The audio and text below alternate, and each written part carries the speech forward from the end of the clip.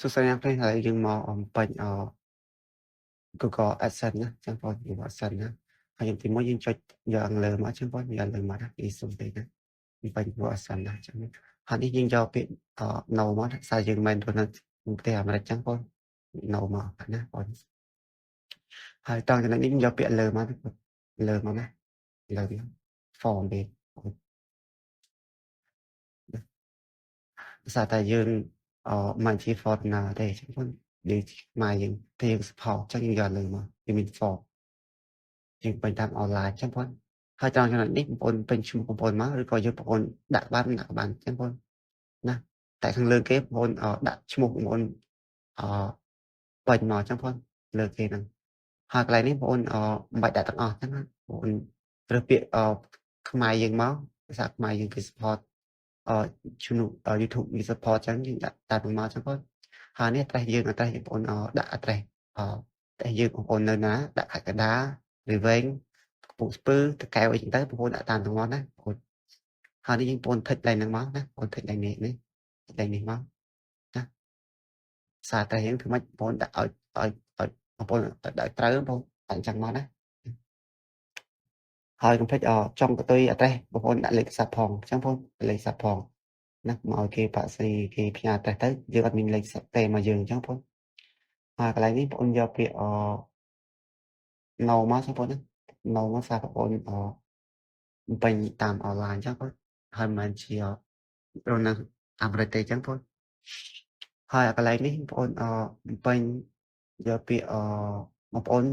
no មកណាសារតែយើងមិននៅក្នុងប្រទេសអាមេរិកទេអញ្ចឹងបងនៅខ្មែរទេអញ្ចឹងបងហើយនេះយកពាក្យថិចវាអញ្ចឹងមកហើយយើងចុចនិចទៀតមកអញ្ចឹងបងហើយនេះយកពាក្យថិចវាទៀតមកអញ្ចឹងបងប៉ុណ្ណឹងទេណាហ្នឹងទេហើយបងប្អូនអានដល់តែហ្នឹងចឹងបងប្អូនអាចចុច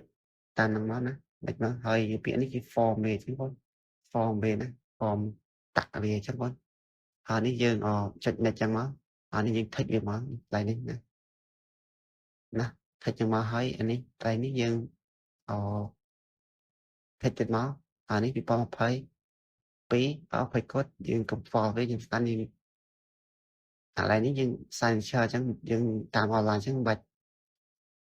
ក៏បានដែរអញ្ចឹងបងយើងអាចយកពាក្យyes មកណាភាសាយើង